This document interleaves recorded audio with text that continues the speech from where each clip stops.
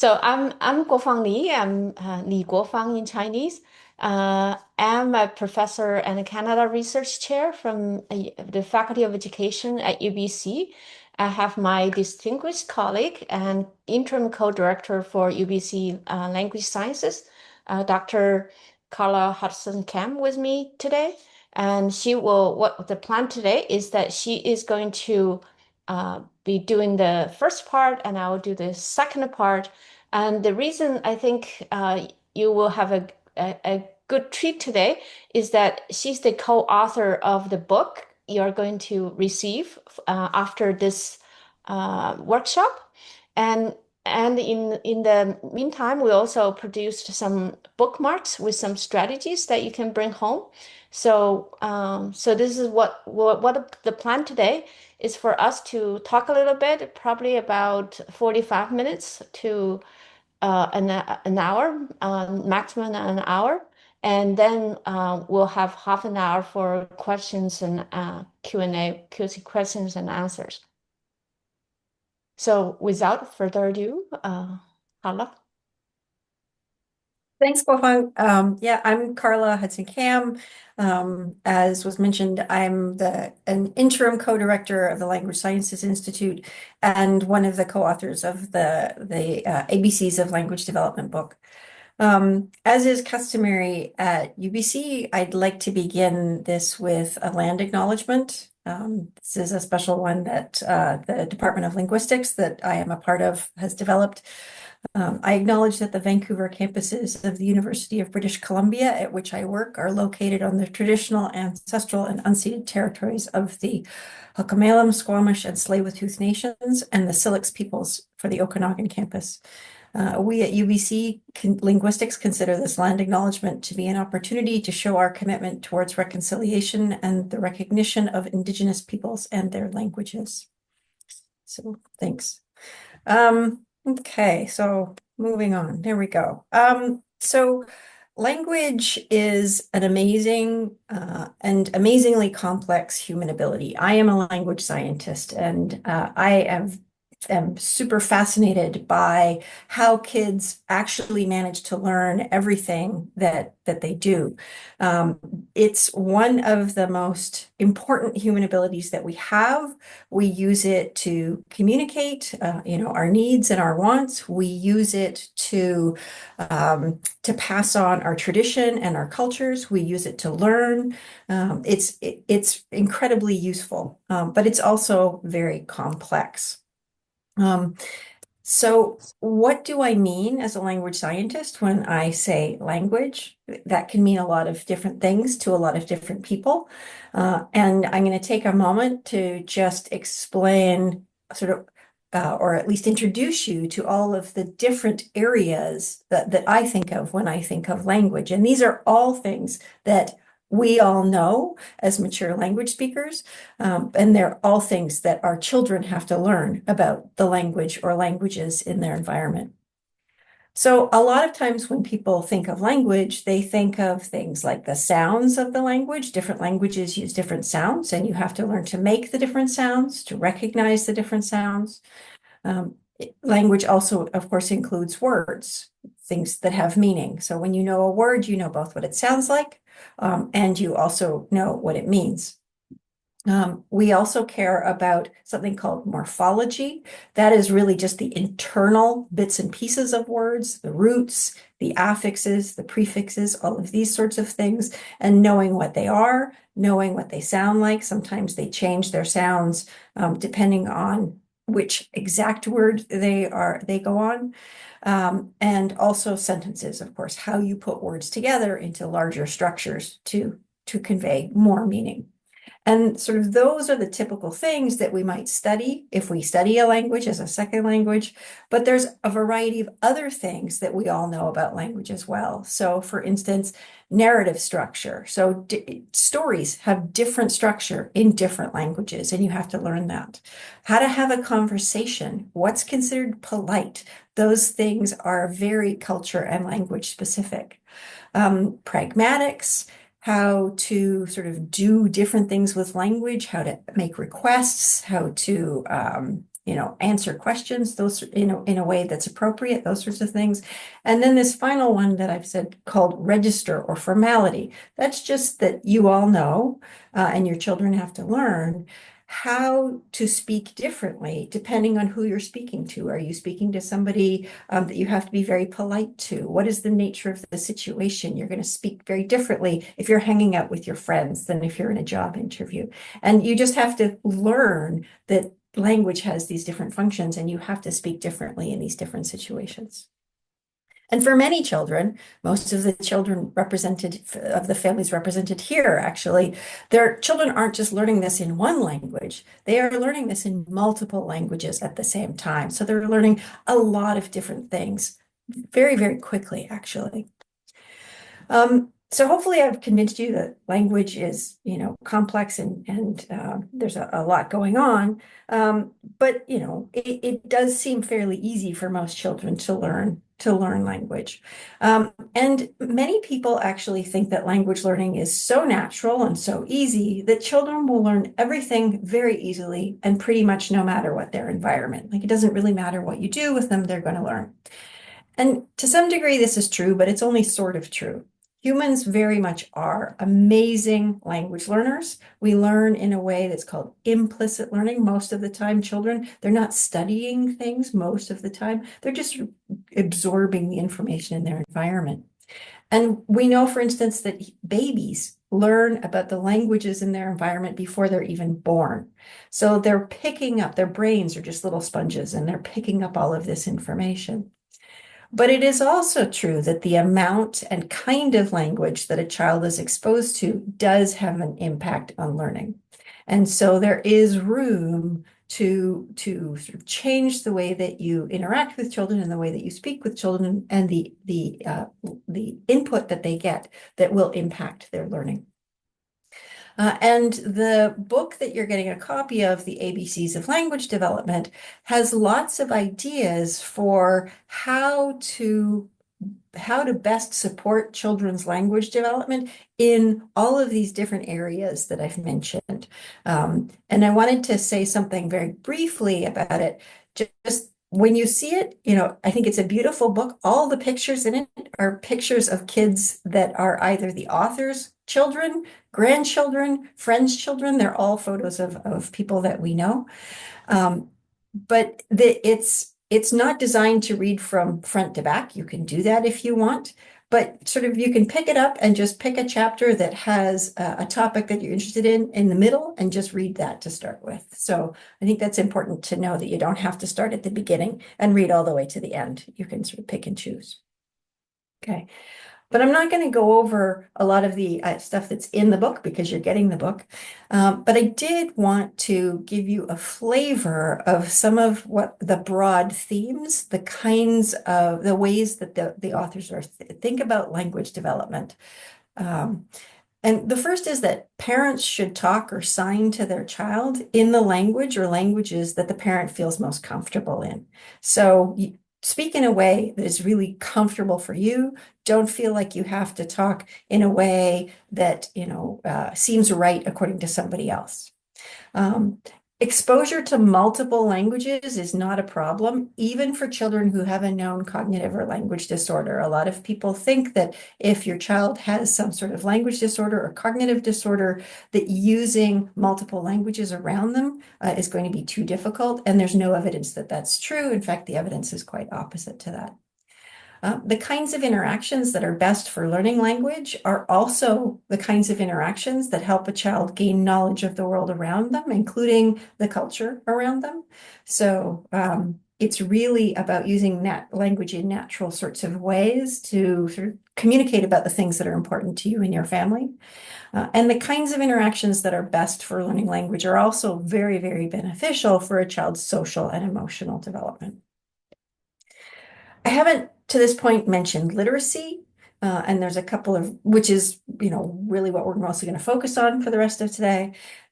There's a couple of reasons for that. The first one being that there's sort of a component of literacy that's not about language. It's really about learning how the symbols that the language uses in its written form, how those work. And that is its own sort of learning challenge. And of course, different languages have different kinds of symbols. For some languages, it's really based on the sounds. For some languages, it's based on syllables. For other languages, they're based on ideas. And so you really just have to learn how that works. But another reason is that there's a lot of good evidence that a child's ability to understand written language is really highly dependent on their knowledge of the oral language, the spoken language, or a signed language, if that's the kind of language you use. And so that means that supporting a child's oral language development will also have the effect of supporting their literacy development because of this relationship. So how do we support a child's oral language development in ways that specifically will support their literacy development? It turns out that a great way to do this is actually to read with them. There's a lot of really good information, a lot of good context and language in books that very much supports a child's language development.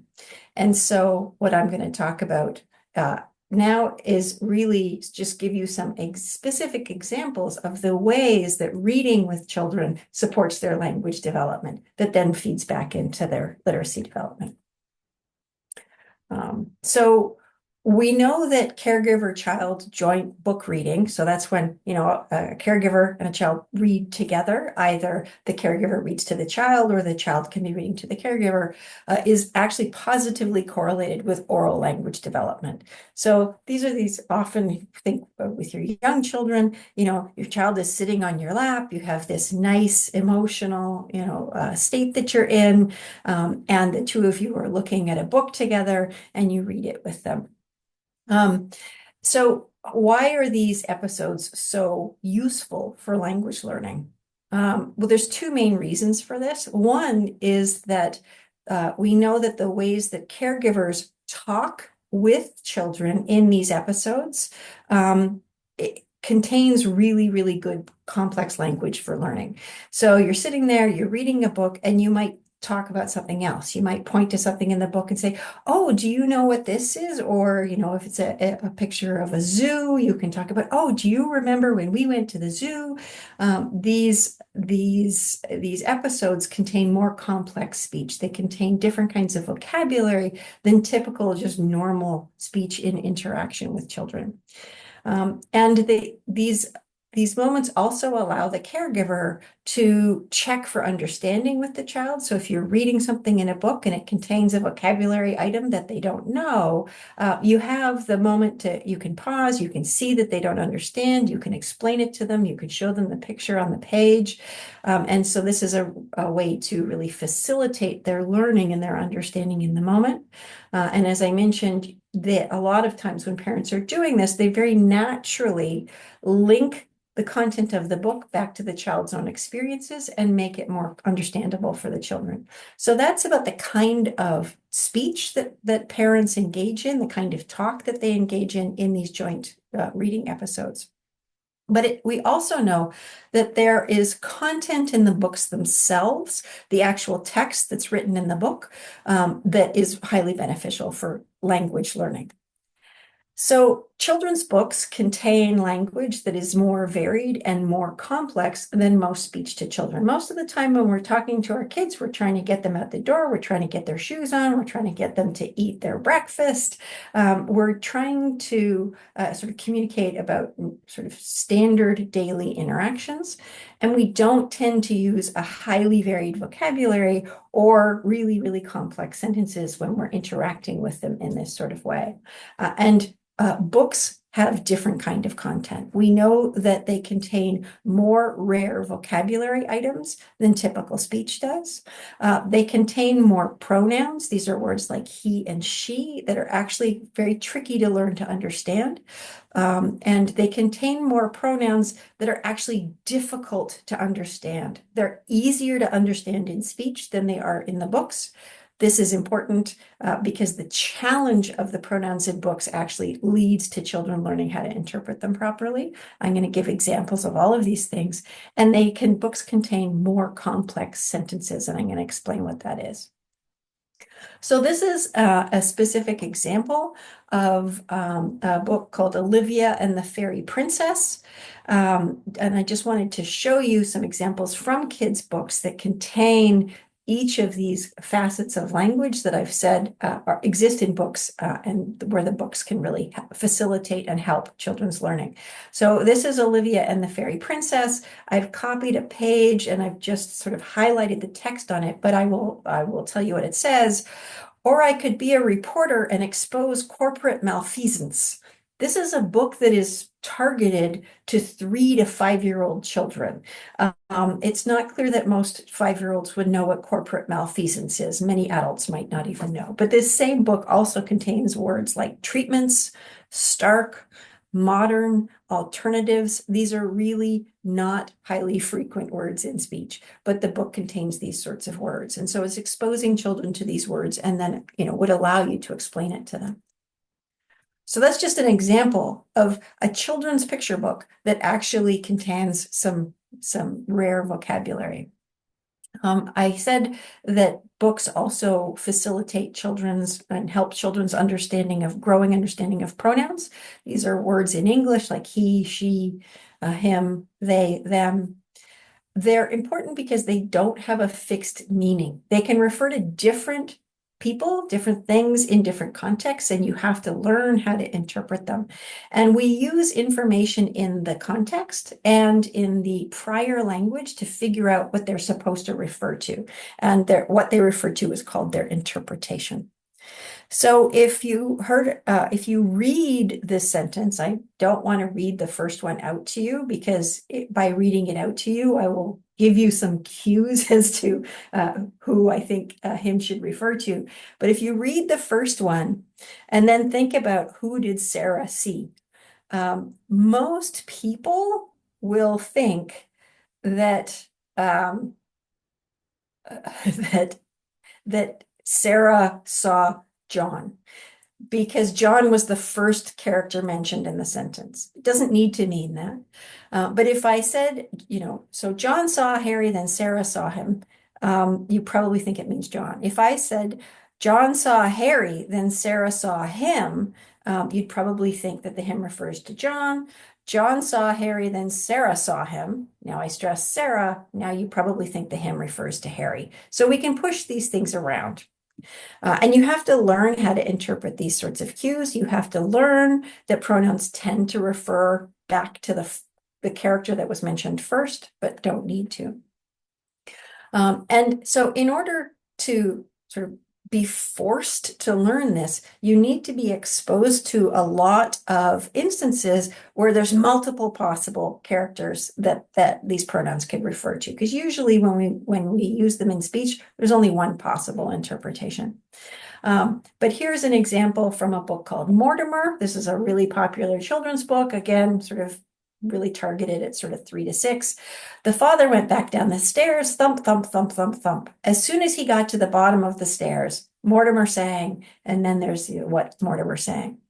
And when you read, as soon as he got to the bottom of the stairs, it's not entirely clear who the he is. On that page, the father has just been mentioned, but Mortimer is really the main character of the story, and so the he actually refers back to Mortimer. And being exposed to these sorts of books where it becomes clear that it's Mortimer that he refers to is going to really help the child learn how to interpret pronouns in ways that are consistent with adults.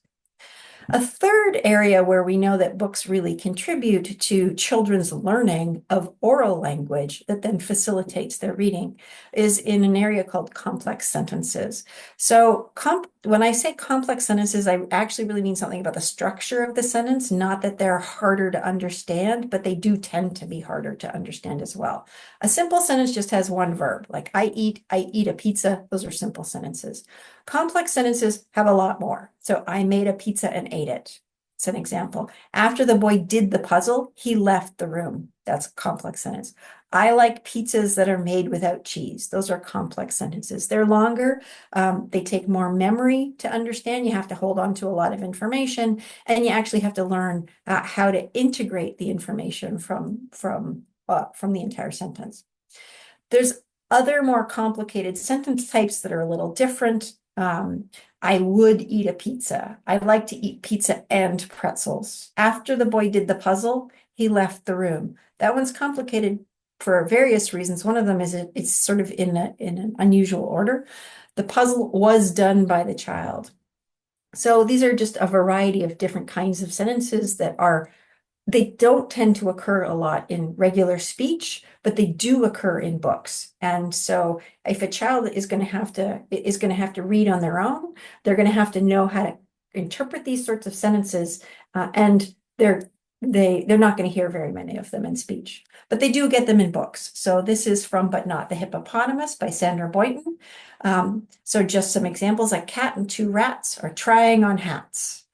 A moose and a goose together have juice. So just these are not super difficult. This is a book that's really more for sort of like 2-year-olds, 3-year-olds, and it contains, sentences that are complex but not super complex.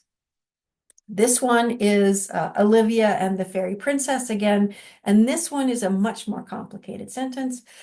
At Pippa's birthday party, they were all dressed in big pink ruffly skirts with sparkles and little crowns and sparkly wands, including some of the boys. It's just a very, very long sentence. You have to hold a lot in memory while you're interpreting it, but you can look at the picture to actually help you hold these things in memory. And so these things are really going to support children's learning there. This one contains a really long quote that is interesting for the order that things are in. So I must get something for my baby bird to eat, she said. So she went away. This is from Are You My Mother, another really common children's book.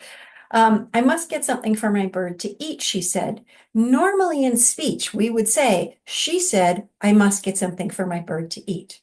Both sentences are completely possible in English. You can have the she said in front of what she said. You can have or you can have it after. But having it after is much more common in books. And so if a child has never heard this sort of structure before, they might find it confusing when they first encounter it as they're reading.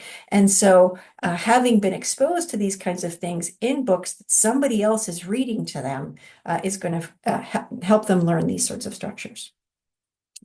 This one, is just showing you an example of a really complicated sentence in a book that a child would be reading for themselves, most likely. Stop that man. Alerted by the cry, I glanced back over my shoulder. 5 storefronts away, an extremely tall man with muscles the size of cantaloupes was charging down the sidewalk, clutching a leopard print purse. Behind him, an elderly woman lay sprawled on the ground. This is from a chapter book that's targeted at children ages 8 to 12. These are long sentences. There's lots going on. There's lots for them to keep in memory. And if a child has never been exposed to sentences like this, because they don't occur very much in speech, they're going to have trouble when they are faced with this and are trying to read it. And that's going to prevent them from really enjoying reading on their own. And so by exposing them to complex sentences in things like kids' picture books, you're really setting them up for success later on when they're learning to read. So I've said that, these things occur in books, and research actually does show that we know children learn from this exposure in books. So we know that children who are exposed to more picture books actually have larger vocabularies, productive vocabularies. They use more words when they're speaking. And that a larger vocabulary in turns actually helps children understand more new words when they're reading. So you get read to a lot, you learn more words. You know more words, and then you read, you're better able to figure out what those new words in the books you're reading mean. We know that children who are exposed to more of these difficult to understand pronouns in text when they are being read to actually interpret pronouns later in more adult-like ways in both speech and text when they're reading themselves. And we know that children who are exposed to more picture books when they're young, understand a lot of these complex sentences much more easily in speech. And this means that they can then understand more complex language when they are reading for themselves, which is where they're most likely to continue to encounter more of these complex sentences. And especially with the complex sentences, we know that a little goes a long way. You don't have to hear thousands and thousands and thousands of these. You only need to hear a few of them. And so just even a little bit of exposure in these joint reading episodes can be really, really helpful.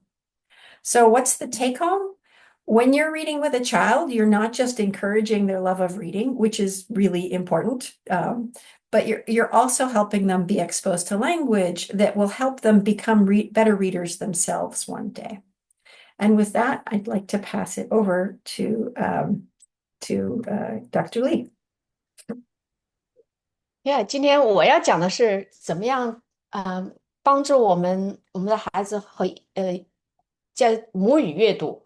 就是我用中文讲哈，我本来是准备是用英文讲的，我在想是不是应该讲母语的话，应该讲中文啊，那那为什么要帮助孩子？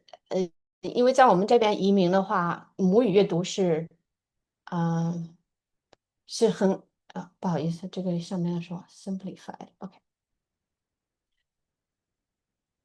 因为母语是我们父母比较强的一个语言，所以呢，如果你帮助孩子去在母语阅读的话呢，你就会帮助孩子，比如说去说呀、听啊、读啊、写啊，都会。首先，第一个是要在这边很重要的是，就是孩子的母语会变得更好。第二个呢，在母语阅读呢，或者是母语学习呢，它是可以帮助。他们学习英文和其他的学校的其他的科目的。还有一个好处就是母语阅读和母语学习可以帮助我们，对我们的文化传承，和我们的自己的身份啊、文化呀、更加自信。第三个、第四个好处呢，就是呃，母语阅读和母语学习可以帮助。可以使我们的大脑更加强大。不好意思，我看见有一个 chat。没问题，我就是问一下，有没有家长他那个听不懂中文，可以告诉我们一下啊？您继哦，续。对，嗯，那中文可以吗？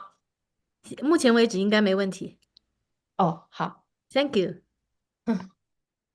我本来，好，最后一个，就是母语阅读可以使我们的大脑更加强大，因为其实任何一个阅读在任何一个语言里面，都对大脑的发育有好处，但是母语阅读，是更加重要的。其实，我们的研究就是发现，就是如果你的母语很强大。对后面的，比如说对你的大脑的发展呐、和后面的阅读能力，不管是英文还是中文和其他语言都有好处。最重要的一点就是阅读可以或者是大家就是父母和孩子一起阅读呢，是增加感情的一个非常好的一个方法。当然还有很多很多其他的好处。Next please。刚才刘飞谈到他参加了我的一个研究，这个是为什么要强调母语阅读呢？这个就是我的研究的发现，这是我的研究里面有一百多个儿童有200多个儿童，比如说1年级有145个，2年级137个，3年级79个，我们就从1年级到3年级追踪了这些孩子的双语的发展情况，我们就发现。哎，其实到了2年级的时候，很多孩子的母语就已经，本来你看第1年级的话，他母语是比英文是要强的，可是到了2年级，英文就已经超过了母语，到了第3年级的话，那母语是断崖式的下降。那成了一个完全相反的一个趋势，这就是为什么我们从小就要加强母语阅读和母语学习的一个非常重要的原因。好，下一个，next one。那么大家可能对母语阅读有一些问题因为我跟很多家长交流的时候，就发现有这些共同的一些问题。第一个就是担心，因为我要是用中文阅读或者是用母语阅读的话，会不会对我们的孩子的英语学习不利啊？会不会让我们的孩子更加呃呃 confused 啊？然后第二个就是，材料就是我们没有很多，就比如说中文书特别是我不知道你们那边的图书馆怎么样，图书馆里面很少，中文书比较少，这边图书馆里面也有一些书，但是很多就是比如说是传统字体或者是其他的不同的，就是没有一些资源还是很少。第二个就是说，有些家长说，我总是让我的孩子自己去读，自己玩，就是我不知道怎么样跟他一起读。啊、第四个很重要的，很多家长说，我的孩子对有的孩子是对阅读不感兴趣，有的孩子就是说对中文阅读不感兴趣。或者是母语阅读不感兴趣，当然还有很多其他的问题。待会儿我们可能可以看看你们有些什么问题。这个是这四个点大概是很多家长给我提到过的一些问题。下面我就一一解答。Next, please。那些担心，就是说，实际上是这些担心呢，从我们的研究角度看呢，是没有必要的。刚才我的同事也讲到了，其实在母语阅读不管是读中文、英文都是有帮助的。第一个就是说，在一个语言里面阅读，你母语阅读是对英语其实有帮助的，学习英语会更加容易一些。第二个就是母语阅读确实是，我没有在这里用我们的数据来给你显示，但是呢，我们的数据就发现，就是说，如果你的母语越强那么你的孩子的那个理解能力、读书理解能力和思维和他的写作能力都是对二语习得有帮助的。第二个就是说 confusion 有没有孩子会不会觉得对两个语言分不清楚啊？他这个问题呢，就是说其实有些我们另外一个同事是做婴儿的双语婴儿的教育的，他就发现从摇篮里面孩子都能够分辨出，其实实际上在母胎里面。有时候，他们发现孩子就能够分辨出，就是一个语言和另外一个语言的不同，所以你就一般的是不用担心孩子会把两个语言，那个把它，混淆。第二个就是最后一个就是 confidence booster，就是如果孩子的中文或者是对一个语言非常强大的话，他会特别是对自己的母语感到很骄傲的话，他会更加自信。所以在学校里面也可能会有一些，就是帮助他们在学校各种社交上面呢都会有一些自信。好，next please。那material 就是很多家长其实面临的问题就是读书的资料。大概刚才我的同事说了，读的书本很重要，但是其实母语学习的话，或者是任何的英语学习一样，其实不仅仅限于书。书呢，可以你看你到百货商场里面去买菜的话，你就可以看到各种各样的就是母语和各种语言都在里面。这个都是教学，你的学习跟孩子，你比如跟孩子一起啊、去逛超市，哎，就可以把孩子引导到母语学习上面。第二个，你看，有很多，特别是我们住在BC 温哥华这个地方，可能在你们那里肯定就没有这个很多招牌什么各种店的名都是中文的，或者是各种语言吧，不一定是中文呢。这个也可以用来帮助孩子就是学习中文或者是母语。当然还有当地的报纸就是中文或者是母语报纸。图书馆，然后还有一个大家都知道，现在网上的资料很多，所以都可以用来学习母语或者阅读。Next, please。那么下面我就简单的讲一下，就是说有一些什么样的，你比如说和孩子一起读，有一些什么样的技巧要注意一些什么。这些阅读的那个方法呢，就是比较让孩子有一些互动，跟孩子有一些互动。那些方法当时候会，我们刘飞会把这个嗯。我们已经把它印在一个书签上面，到时候你可以到他们中心去领取。第一个就是说，如果你和孩子一起读的话呢，就你可以让孩子自己选一本书，或者是选一个什么资料，其他的资料。那让孩子然后呢，在孩子读之前呢，一般呢可以跟孩子先聊一下要读什么。比如说我看的这个，我就随便抓了一个，我不知道你看不看得见，这个孙悟空的筋斗云的故事，你可以让孩子，如果孩子选的是这本书的话，你可以说，哎，你知道孙悟空有些什么那个，可以跟他聊一下，他对孙悟空有一些什么有一些什么背景知识，可能以前你已经读过关于孙悟空的故事，其他的故事，那么所以孩子这样就可以知道，哦，孩子已经知道了有一些关于这个故事的，或者是这个书的一些知识。然后呢，在孩子阅读的时候呢，也可以适当的问一些问题。有时候我们在教老师或者是学生的时候呢，就会要说 strive for five，就是有时候一问一答，一问一答，正好是五个来回。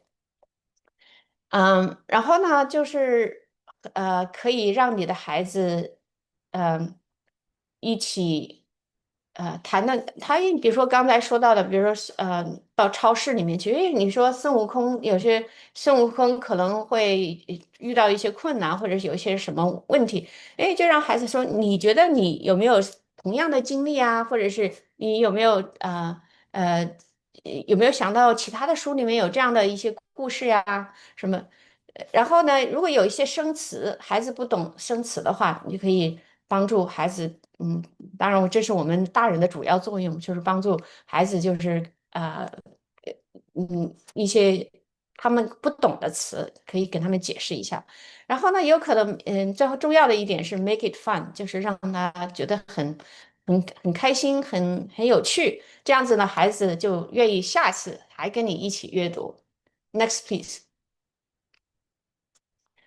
那么有时候大部分是我们就觉得我们的中文很好，所以大部分就是我们要给孩子读。其实可以很多时候可以鼓励孩子你们可以角色互换，可以说，哎，你们能不能给我读一下呀？你现在读的这么好，可以给我读一本书啊？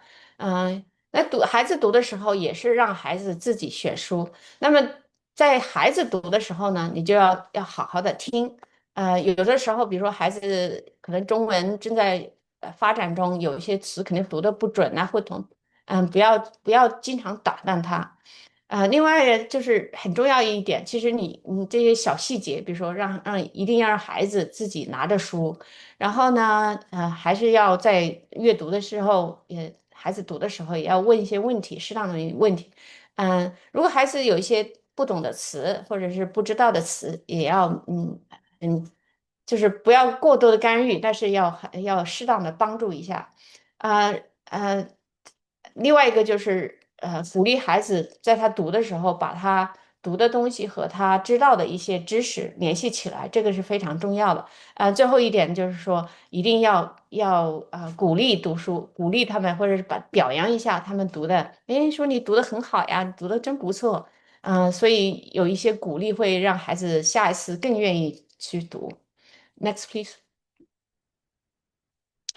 那么这些我刚刚在上面那个 PPT 上面就有一些你可以适当的在读的时候，或者是孩子读的时候，你读的时候跟孩子一些交流的一些问题比如说你说你喜欢这本书吗？为什么喜欢这本书啊？你最喜欢哪个人呐、或者是哪个角色呀？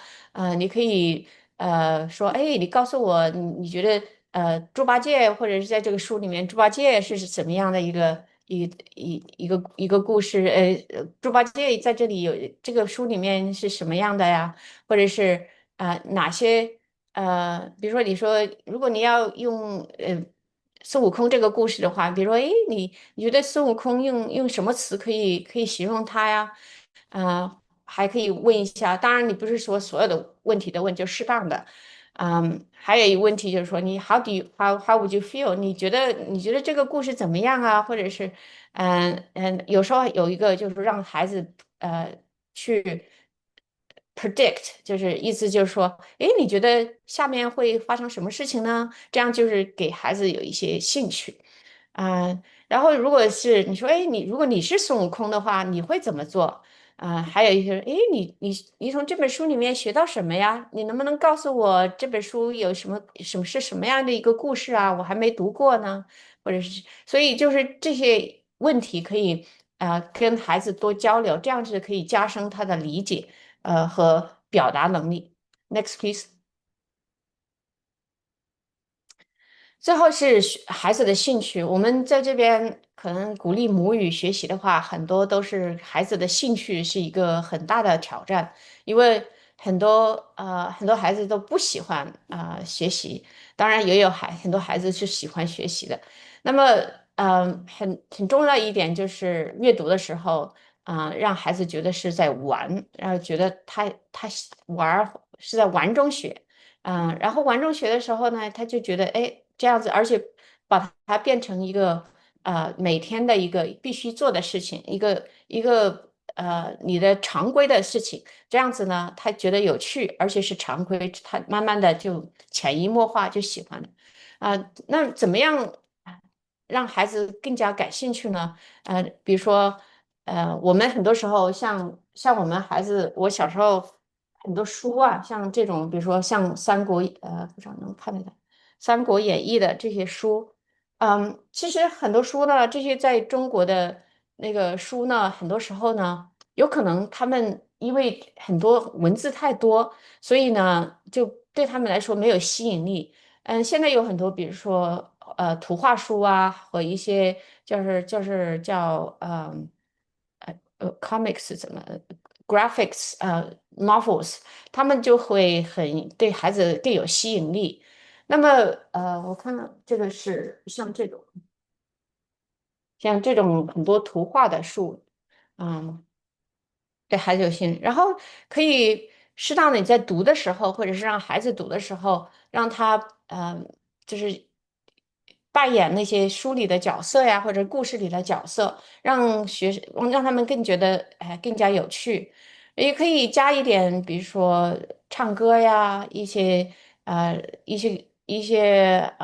戏，比如说 word games。在英文里面有一个就是说 I spy 的这种，我看见了什么什么什么，哎，我发现了什么什么什么这样的一些游戏。有的很多，有的也有条件的话，就在家里面建一个家庭图书馆，小的图书角。然后这个图书角里面呢，你可能就是一个小小的地毯，一个小枕头，或者是这样子，就让还有很多书摆在一起，就让觉得哎，这个是特别的、很开心的读书的地方。然后呢，还有一个就是现在因为资料缺乏的原因呢，可以用很多就是用科技来帮忙。现在有比如说喜马拉雅，sorry，还有很多其他的故事可以用录音的，有音像和视频都可以用来学习。然后还有可以在家里面，比如说特别是小孩子的话，可以让他们画画呀，读完书之后画画呀，去做一个自己的故事书还可以用一些皮影这些都可以增加兴趣，增加孩子对阅读的兴趣。Next, please. Oh, no more next. 我们就谈到这里，然后你看大家有什么问题？